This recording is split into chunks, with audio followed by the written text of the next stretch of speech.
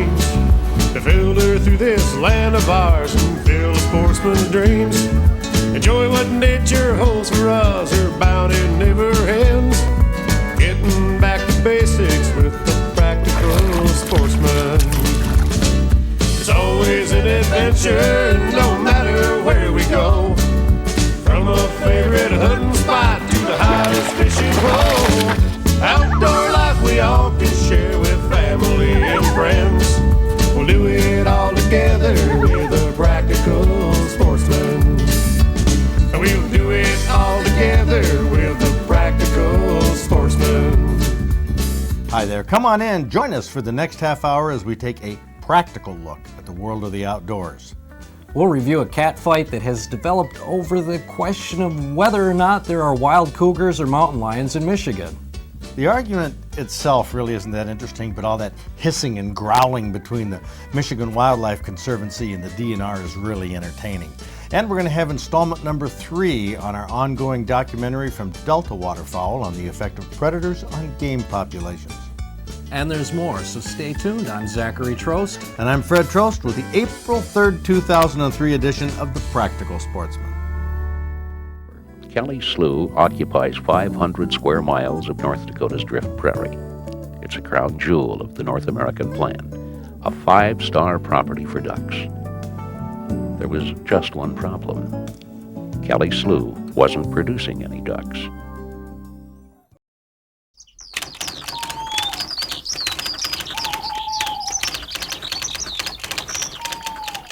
You've probably heard about the ruckus over the Miller Lite beer ad nicknamed the cat fight. Well, there's a cat fight in the great outdoors that made the front page of the recent edition of the Michigan Outdoor News. Correspondent Tom Carney has quite a comprehensive article about the so-called cougar controversy that has a major conservation group and the DNR making catty remarks about each other. Carney writes that these two organizations agree that some large felines roam freely in northern Michigan and the Upper Peninsula. However, the Michigan Wildlife Conservancy says it has proved the existence of a wild cougar population, while the DNR says the origin, distribution, and abundance are points of the debate. Well, an endangered species coordinator for the U.S. Fish and Wildlife Service says this issue has become needlessly contentious. For a sample of the sarcastic remarks arguing on this issue, Carney relates to a few quotes. DNR Press Secretary Brad Werfel says, "Everyone has started to get really heated and gravely serious about this issue, and I think it could use a bit of levity and perspective. I believe we very likely have some cougar in Michigan, but it's most likely the subspecies Onerus dumpus rhodesitis." The Conservancy Director, Dennis Fidzikowski, responds, "Most of the people in the state who work with wildlife are ignorant on the issue. They shouldn't be talking to the press about this." Dr. Pat Roos from the Conservancy adds, "Are there some DNR people out there who would jerk people around? Yeah, there are also some good ones. But we are in an atmosphere in the state where truth doesn't come out. It has to bubble up through politics and people's own personal agendas." Tom Carney's article goes on to explain the campaign of deceit that's alleged regarded a cougar cover-up. The Conservancy maintains that cougars exist in Michigan and the majority are not likely escaped or released pets. Regarding the Conservancy's research, the DNR says it's pretty clear that the line between science and hype has gotten blurry. This is why the DNR has been trying to stay out of this conversation for the past 2 years. There's just nothing of substance as far as we're concerned. Well, regarding the DNR's position, the Conservancy says these people cannot be trusted. Somebody at the levels above the Wildlife Division is the architect of a campaign of deceit to fool the public here. Well, in this article you can see how, but maybe not why, this cougar controversy has escalated into a full-fledged cat fight. The next issue of the Michigan Outdoor News will review the evidence about cougars in Michigan. Quite a fuss in Michigan over the cougars, and I don't mean to stir the pot, but to me, mountain lions are just one more predator in this state, and no matter where they came from, we certainly don't need anything else eating our game. We do have a mountain lion, though, here in our museum on display, looking down upon the other little game species.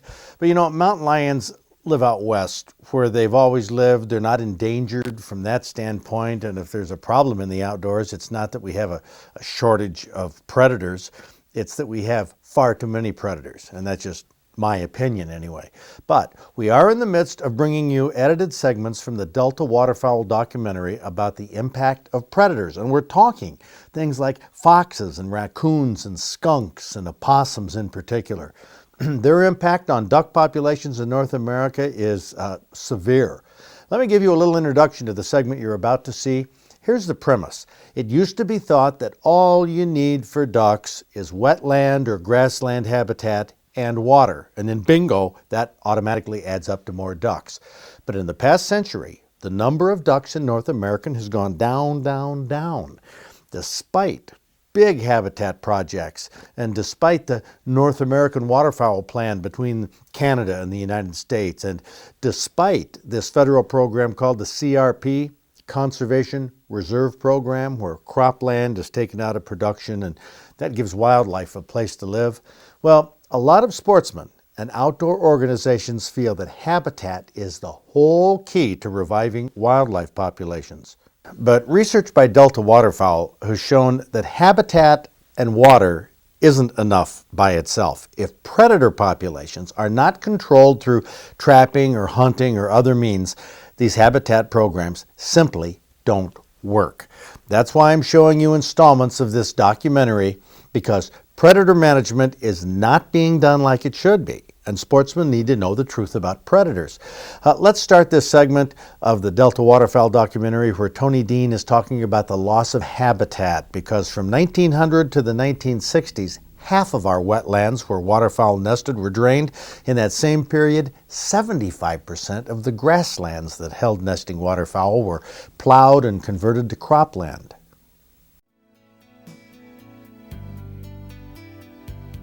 Much of what was once prairie pothole country was now more accurately described as black desert.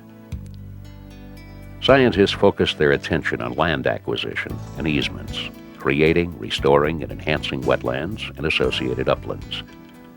Ducks need water, and thanks to the federal duck stamp program, the Pittman-Robertson Act, and the efforts of private conservation organizations, they were getting it. But the huge habitat investment did little to break the population freefall. By 1985, the fall flight index of ducks had plunged to 55 million, barely half the 90 million bird index recorded just 15 years earlier, and a mere shadow of the fall flights a century earlier. In an attempt to reverse that trend, the governments of the United States and Canada ratified the North American Waterfowl Management Plan, a long-term cooperative effort aimed at restoring the continent's sagging duck population through land acquisition and easements. But these little postage stamps and habitat weren't getting the job done, because across the region, predators were holding the recruitment rate down below minimum maintenance levels. The North American duck population was in trouble. In 1994, the late Molly Beatty, who before her untimely death was director of the Fish and Wildlife Service, decided to see for herself. During a whirlwind tour of the pothole region, Beatty got a first-hand look at the breeding grounds from Fish and Wildlife Service biologist Ron Reynolds. You know, that's a little buffer zone along this wetland here. It's a very attractive cover. It looks good to ducks. It's not safe. That's the problem. This is a predator corridor. It's what we call a predator corridor. They'll hunt the edge of the wetlands, raccoons, skunks, foxes, every predator out here. What she learned was that CRP's large blocks of cover buffered nesting ducks from predators. And when she returned to Washington, she threw her support behind the program, calling it Noah's Ark for Ducks. Several years later, Reynolds published a report confirming Beatty's faith in the program. Reynolds found that CRP nesting ducks enjoyed 22.6% nest success, more than double what was being recorded in other parts of the region. Oh, hi guys. Just Hi fellas. Some still tipping Yeah, in there. yeah. You are really cute. No, you stay in there. Okay, let's get out of here. Yeah. She'll come right back to them and she'll get them together. In North Dakota, government set-aside acres were responsible for 29% of recruitment. Thanks to CRP and one of the longest wet cycles of the century, the duck population nearly doubled by the end of the millennium. But history clearly indicates duck numbers have always risen during wet periods and always fallen during drought cycles. The fall flight seemingly unaffected by man's ambitious and costly attempts to manipulate the landscape. Kelly Slough, located in the intensively farmed northeastern corner of North Dakota, is a prime example. Completed in 1993 at a cost of $3.9 million, Kelly Slough had everything necessary to raise ducks. A nesting island, nest structures, seeded uplands, even water control structures. Including 38,000 acres of CRP cover, Kelly Slough occupies 500 square miles of North Dakota's drift prairie. It's a crown jewel of the North American plan, a 5-star property for ducks. There was just one problem. Kelly Slough wasn't producing any ducks. Roger Hollivat of the U.S. Fish and Wildlife Services office in Devils Lake, North Dakota, is the project manager for Kelly Slough. Hollivat recalls the frustration of those first 3 years. Nesting studies in the early 90s after our habitat development gave us some surprises. We had hoped for a high nest density and high nest success, and we found just the opposite. Our nest success was running anywhere from 4 to 8% success, and our densities were very low. Recognizing the impact predators were having on recruitment, the Fish and Wildlife Service joined forces with the local waterfowl club, undertaking a predator control program. The results were impressive. We decided to incorporate predator management activities into our Kelly Slough project area, and found that in some of our nesting fields that we were studying, we actually saw densities increase tenfold, and saw our nesting success go up to 60%. So with those results, we've continued a predator management program at Kelly Slough, seeing an increased number of broods on our management pools. Our broods went from 40-some broods to well over 150 broods that we've been surveying annually, and with that 60% nest success. So that addition to the habitat management of predator management put us over the hump in terms of waterfowl production at Kelly Slough. Hollivat says predator management is now an integral tool in the service's management scheme. I always like to focus on having the habitat first. Habitat is the basis for wildlife, but you can't stop there. You have to keep looking at what's happening on the ground. It's kind of like baking a cake. You need all the ingredients for it to work. And for us to produce waterfowl and other upland nesting birds, we've added predator management to our toolbox. And because of that, we're not only seeing good success with waterfowl, but we're starting to see changes in some of the other components in terms of shorebirds and other nesting bird species. Predators just don't eat game, they eat wildlife of all kinds. In 2 weeks, we're going to pick up with the next installment of the Delta Waterfowl documentary, continuing the case for managing predator populations as the only way to effectively boost populations of game and game birds. Now, you can get a copy of this entire 1-hour documentary from Delta Waterfowl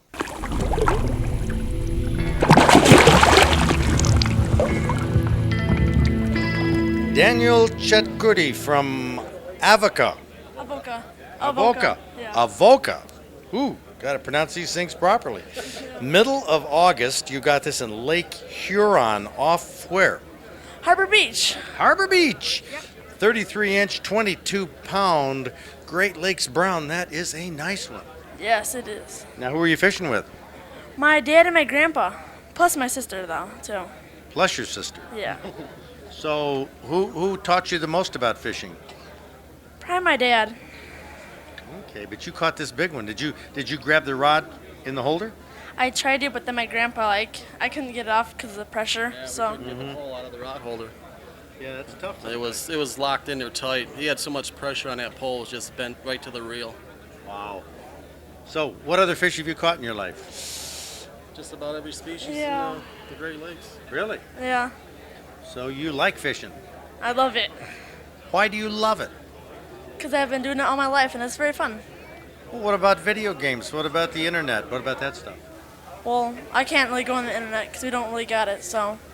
Plus, I like this better. Oh, well, good. Well, Daniel, that's a great fish, great story, and I love your attitude towards fishing. It is a lot of fun, something you can do the rest of your life. Way to go.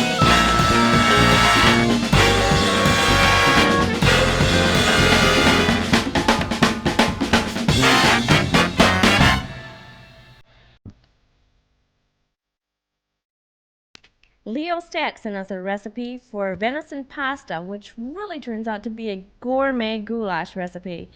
You've got your venison burger, and this is done in a processor, and you really can't see all the fat in here. But it depends on what kind of fat it is. Right, it's As long as it just a little isn't- bit of beef fat added. As long as it isn't the deer fat. It is and not. all of that cartilage. Nope, it is not. You got your fresh vegetables. You got green pepper, red pepper, celery, onion, and mushrooms. You're just going to cut these into your little saute pieces and go ahead and put this right in as you're beginning to cook the hamburger. And don't be surprised if that red pepper is going to cost you what all the rest of these ingredients cost together. Totally, They're yes. expensive. They're good, but they're expensive. It's a little bit sweeter than the green. And then you're going to add chicken broth. Chicken broth, hold it. No, you did that with small game, Kathy. Not with venison. You're supposed to put beef broth Okay, in. but it is just a little bit milder, and it won't take away from the venison and the other ingredients. Go add tomato sauce. And here is, this is why I like this recipe. You're going to add the macaroni right as you're cooking the meat and everything else. You're not going to pre-cook the macaroni or pasta. Makes sense. Then you're going to add your garlic salt, chili powder, a little bit of sugar, and a little bit of vinegar for a little bit of tang here. Why the white vinegar? It'll make it tangier. It'll make everything kind of come through and just give it just a little bit of zip. And you don't want a lot of sugar, just a teaspoon of sugar, and chili powder and garlic salt. And I suppose you would add more chili powder, right? Yes. No, the garlic. You don't want to overpower it with that garlic salt. A lot Right. of people like that, but And a little bit of Parmesan cheese, and the Parmesan cheese does come through in this. I'll bet you anything. Looking at those noodles, that Bob Garner will recognize this recipe on sight. This is goulash. Yes. And this is goulash of the very highest order, okay? Like the finest Hungarian goulashes you'll ever eat. Absolutely delicious. It is good. The peppers are even kind of crunchy, the green peppers. Yeah, you don't saute those or anything ahead of time. Oh, It's that's right why. in with the meat. I like it. There's a real fresh taste to this outfit. I mean, it is a fresh, good taste. I like pasta. But the venison doesn't really come through. What's the scoop on this venison? No, it's venison. It is? Very good venison, yes. Last weekend, I was in the Upper Peninsula at the March Madness sporting clay shoot at Orchard Hill. You know, we had that weekend cold front that moved through. Well, that dropped the temperature down into the 20s, but it only dropped about an inch of snow at Orchard Hill. Now, north in the UP, they had up to 2 feet of snow on Saturday, so a lot of the regular shooters didn't show up. They were plowing themselves out. But as I said last week, I had a chance of winning, the prize money because it was a Lewis class shoot. And even though I got a fairly low score, here's my check here. I was first place in the second Lewis class, so my check is for $80. Well, next week I will explain how Lewis class works.